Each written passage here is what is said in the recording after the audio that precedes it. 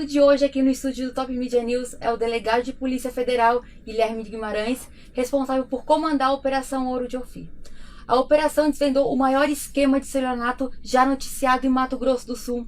O personagem principal, de apenas 25 anos, ostentava jatinhos particulares e relógio de R$120 mil.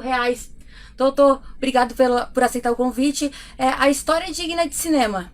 Digna de cinema. Digna de cinema pela surrealidade dela, né? Ou seja, valores que nunca existiram, na verdade, e que eles vendiam como se fosse fortunas, né? Que estaria disponível para qualquer pessoa, bastando pagar um valor irrisório, e que esses valores bilionários seriam pagos a eles, né?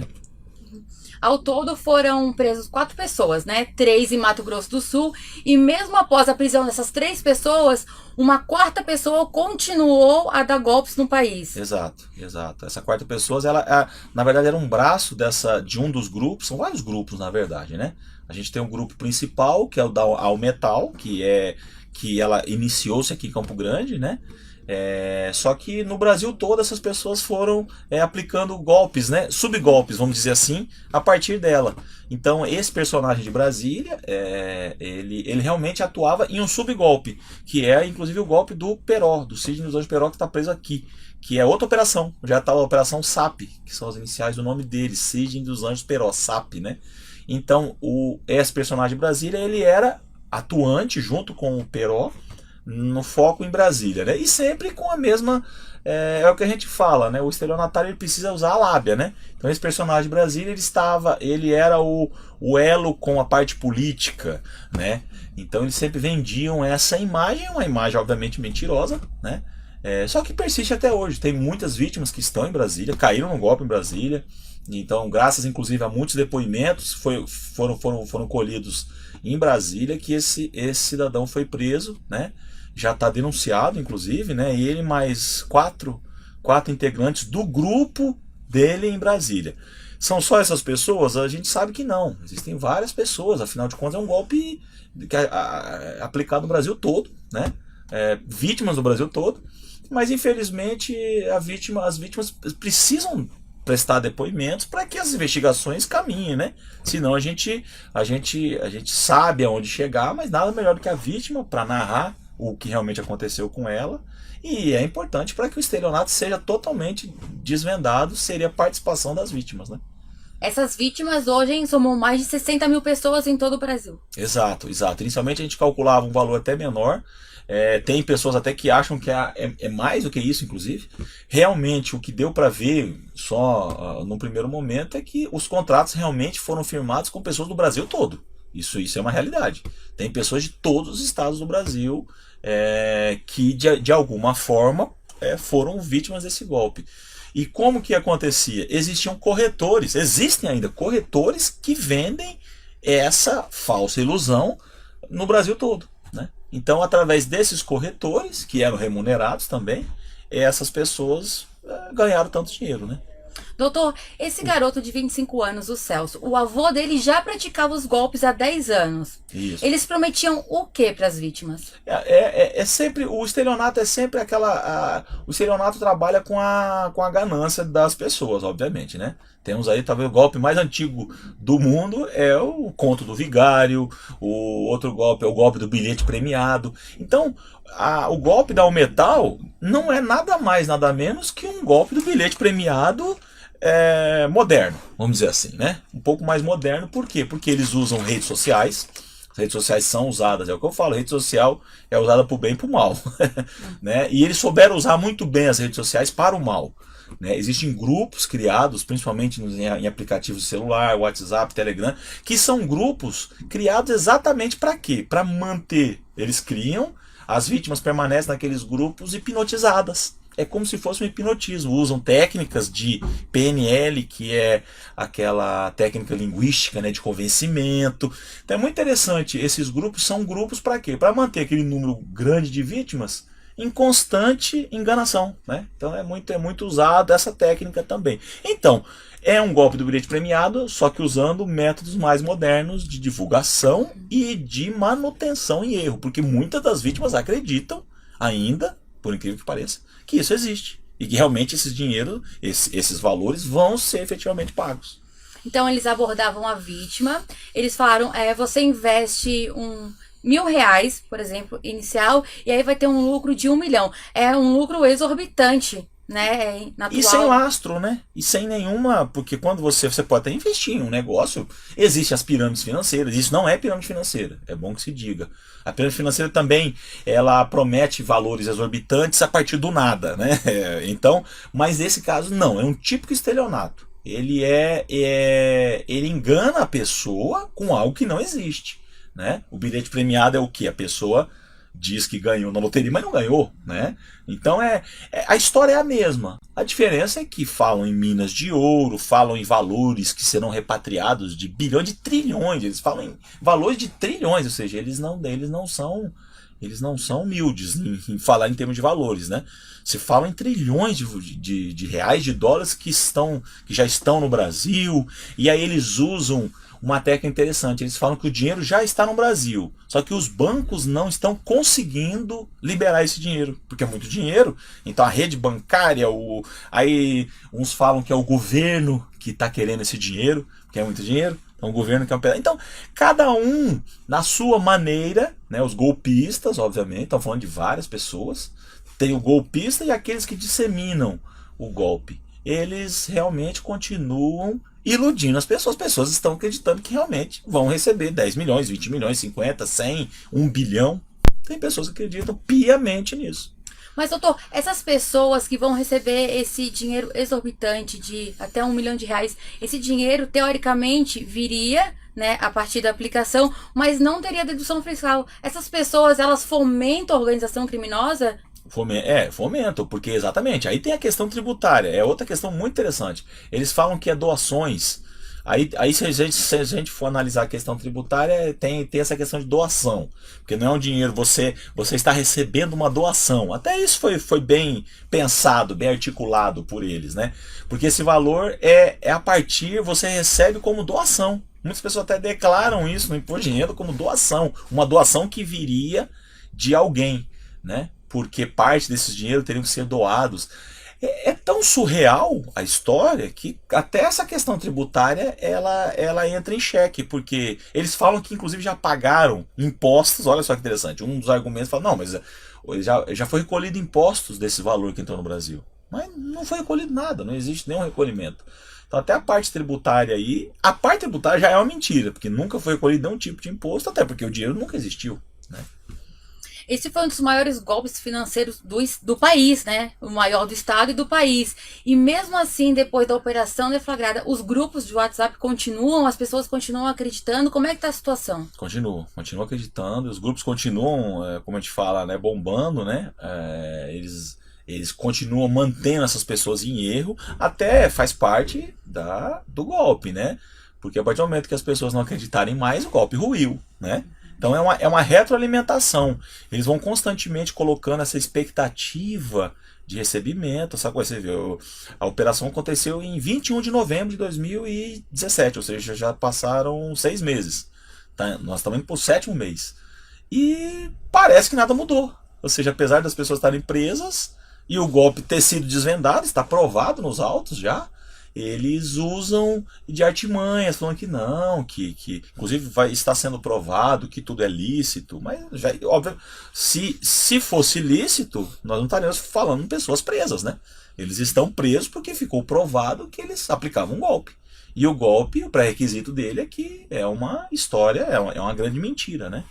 Então, se as pessoas continuam acreditando, existem novas pessoas sendo investigadas atualmente pela Polícia Federal? Exato. Existem várias pessoas. O grande problema que nós estamos enfrentando são essas vítimas que não aparecem, né? Essas vítimas que continuam ocultas. Elas, em algum momento, elas acreditam, depois elas desacreditam. Então, mas essas pessoas precisam aparecer para que nós pontuemos realmente todos os envolvidos, né? São várias pessoas? Sabemos que são muitas. É um golpe gigantesco? É um golpe gigantesco. Então, só porque...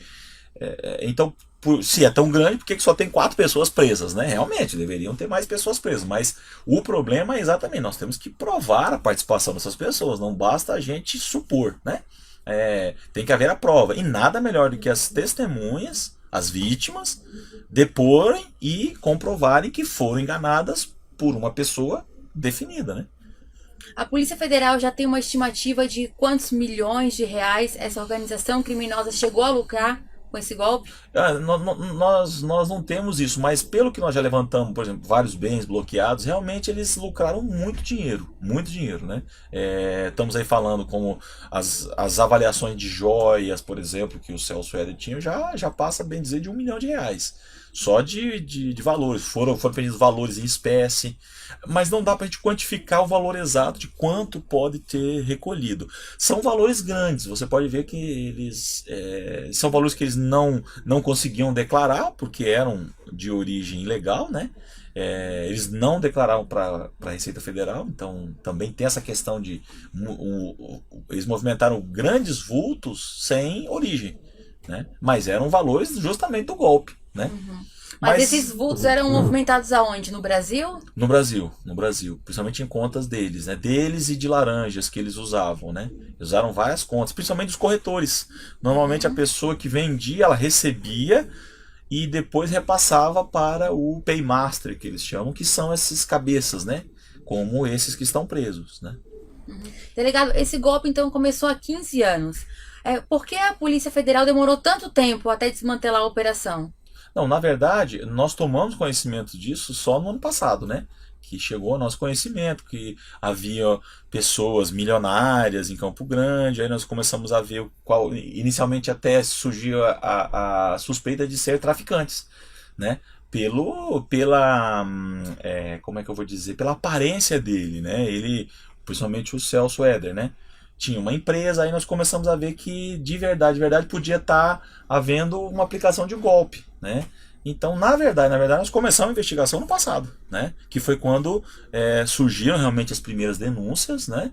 E a gente começou a investigar. Então, na verdade, o golpe é de 2003, mas nós só tomamos conhecimento em 2017, ano passado, né? Que daí desencadeamos a Ouro de Ofir, né? E continuamos nas investigações porque, obviamente, a partir daqueles documentos que nós aprendemos, nós vimos que o golpe era muito maior do que só localizado em Campo Grande, né?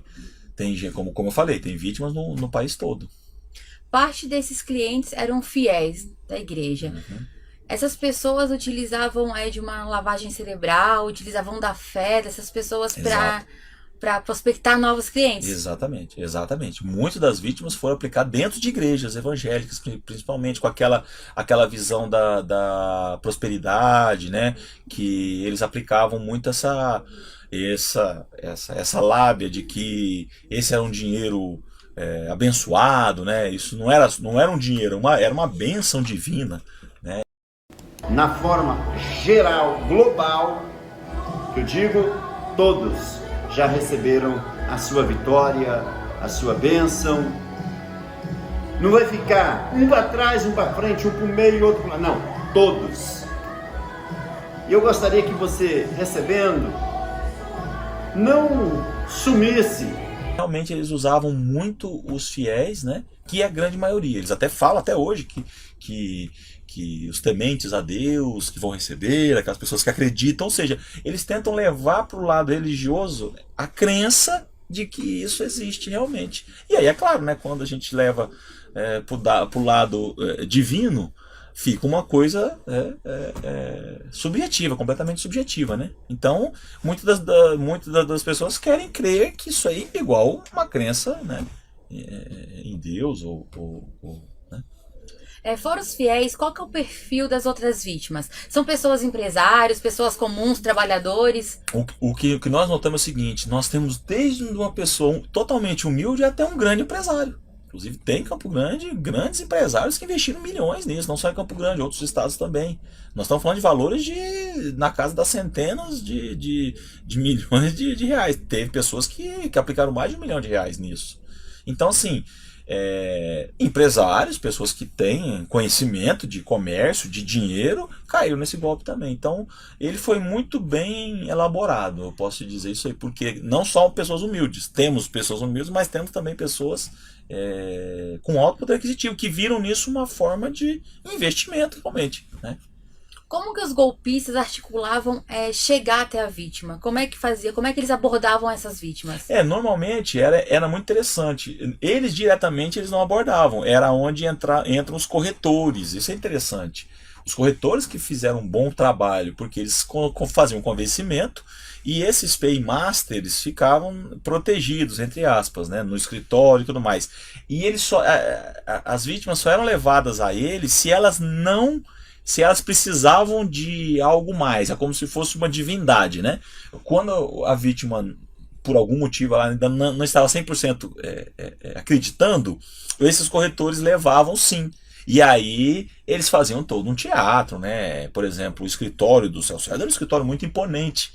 Então qualquer pessoa que não acredita completamente, mas entra no escritório daquele vai falar, não, isso é verdade, porque olha só que coisa suntuosa, né? Então tem aquela coisa da suntuosidade, né? Que ajudava a enganar as pessoas, aqueles que ainda não estavam crédulos, né?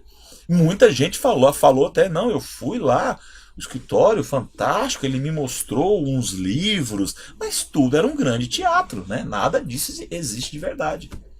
Quando a pessoa chegava no escritório do Celso, que via aquele império, que mais que ela pedia? Pedia documentos, Pedia, joias? ele tinha até uns livros encadernados, assim, uma capa dura, uma capa bonita, aveludada, e aquilo impressionava as pessoas, mas as pessoas nunca se atentaram porque o conteúdo que tinha ali. E ali a gente tem documentos, assim, cópias de processos, por exemplo, que não tem nada a ver, né? Processos judiciais, tem uma análise que fizeram, uma coisa absurda. Qualquer pessoa que saiba ler ia ver que aquilo ali não tem pé nem cabeça, né? Mas aquilo ali é o que a gente nota. Aquilo ali a pessoa já entra naquele ambiente já quase crendo. Então basta aquela pompa que a pessoa não precisa mais olhar nada. Eles falam que, não, mas eu olhei documentos. Efetivamente eles não olhavam. Até porque, criteriosamente, eles não olhavam, né? Falam que muitos advogados iam lá para analisar os documentos. É a mesma coisa. Os próprios advogados não tiveram cuidado de analisar efetivamente os documentos. Porque iam ver que aquilo ali é documento falso, né? Interessante. A ganância, ela ficava acima da sobriedade da pessoa, Exatamente, né? Exatamente. A ganância ocupa aquilo, é a irracionalidade ocupando o papel da razão. E uma razão é simples, basta ser criterioso numa análise documental. Ia ver que aquilo ali não existia, né? Os próprios valores já são valores surreais, né? Eles não... é o que eu falo, se talvez eles usassem valores até um pouco menores, um pouco mais voltados à realidade, mas como eles jogavam valores irreais, e aí mexia com a ganância da pessoa mesmo, né? A pessoa nunca pensou em ganhar, por exemplo, R$1 milhão, e de uma hora para outra ela vai ganhar esse R$1 milhão. Basta crer, né? Basta acreditar. E eles usavam muito essa técnica. Não, você tem que acreditar. Então, não precisava nem de documento, né? Você pode ver que todo o trabalho foi feito de convencimento, de lábia. É o que o estelionatário sabe fazer, né? Esses caras, eles tinham algum treinamento que eles davam para os corretores para poder de convencer também as vítimas? Não, os corretores, na verdade, já são pessoas muito preparadas para vendas. Principalmente eu notei isso, eles usavam muito aquelas pessoas que são do mercado de multinível, né? Aqueles vendedores de marketing multinível, né? Que eles sabem vender, né? Aquele pessoal sabe vender um produto, né? Ou às vezes não, porque tem os piramideiros, inclusive, são oriundos desse mercado, né? Mas eles usavam muitos corretores que são oriundos, ou seja, pessoas que já sabem vender produtos em multinível. Então, foi usado isso, foi um golpe aplicado usando-se o marketing multinível. Por incrível que pareça, eles usaram técnicas de venda efetiva, em escala, né? E usando um produto que não existe. Na verdade, eles venderam um produto que não existia. Muitos corretores já eram especializados nisso. Então, na verdade, não foi os paymasters que inventaram. Os corretores tiveram essa capacidade de vender. Eu acho que isso que tomou essa dimensão nacional nesse golpe, né? E por que esses caras também não foram presos até agora? Pois é, os corretores, a gente tem que entender isso aí. A gente tem que avaliar cada caso de cada corretor. Se ele inicialmente tinha ciência de realmente era um golpe, se ele agiu realmente de má fé ou não na aplicação desse golpe. E isso nós só vamos saber a partir do depoimento das vítimas. Somente as vítimas que foram enganadas que podem narrar para a gente se aquele corretor especificamente agiu ou não de má fé, né? A Polícia Federal sabe mais ou menos quantos corretores tem hoje no país?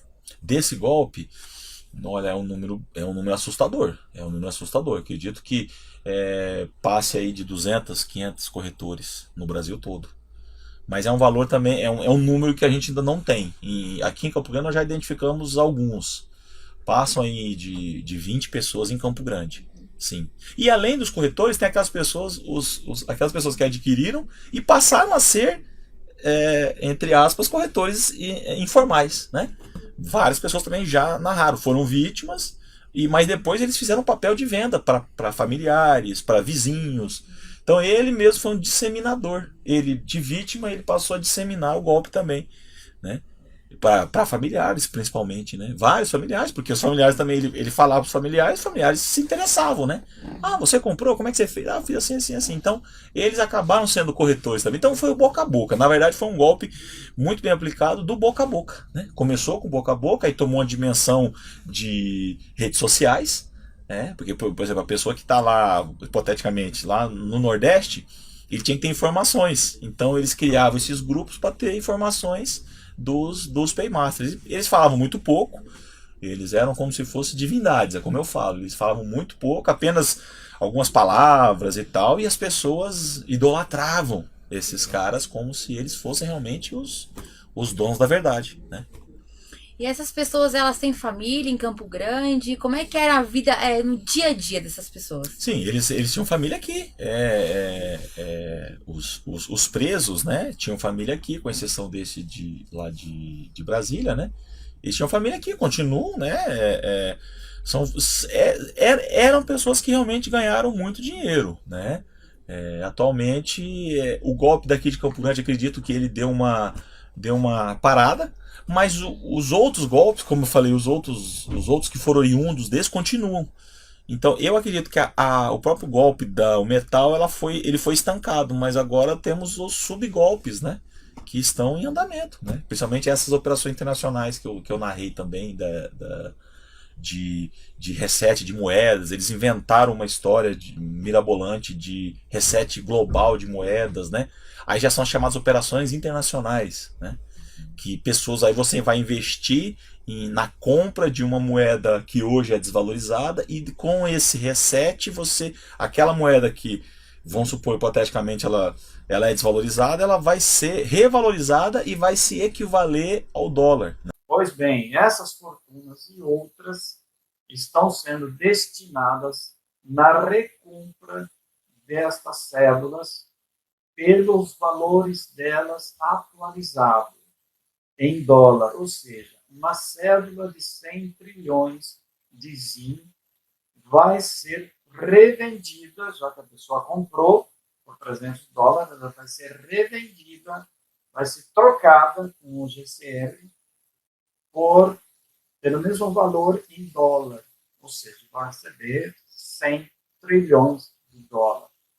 Gente, agora eu vou dizer para vocês sobre o lado das reavaliações de moedas, pois vários contatos, mais pessoas estão relatando e a conversa da reavaliação está ficando cada vez mais pública, né? Esse é um golpe já foi aplicado em outros países, foi aplicado inclusive lá nos Estados Unidos. Vários contatos, mais pessoas estão relatando e a conversa da reavaliação está ficando cada vez mais pública, né? E eu trago aqui para vocês o que está acontecendo ao torno dos Estados Unidos. Já foram condenadas pessoas que aplicaram esse golpe lá, só que eles foram disseminados e estão sendo aplicados no Brasil. Ou seja, a mesma técnica, né? Essas pessoas que estão presas, né, atualmente, elas construíram um império, né, a partir da boa-fé ou então até má-fé das vítimas. O que a Polícia Federal apreendeu de bens dessas pessoas? A gente nota o seguinte: eles estavam incipientes ainda na aquisição desses bens. Então nós conseguimos apreender, bloquear todos os bens que eles tinham aqui no Brasil. Eu acho que esse golpe, assim, eles estavam enriquecendo exatamente de 2 anos para cá, que eles começaram a angariar valores, né? Então eu acho que nós conseguimos estancar o golpe especificamente da Almetal no momento em que eles estavam realmente dando certo, vamos dizer. O golpe desde 2015 até se fala, como é que é um golpe muito antigo, mas ele gerou muitas vítimas nos últimos 2 anos só. A gente nota que ele não deu muito certo no começo, né? Muitos dos sócios, porque tem vários sócios lá atrás, há 15 anos atrás, você nota que os corretores não eram só o Celso Araújo, o velho, o que faleceu, inclusive, que era o avô do Celso Éder e pai do Anderson, que é o outro que está preso. Na verdade, ele não estava sozinho. Existia um grupo de corretores, né? Lá atrás.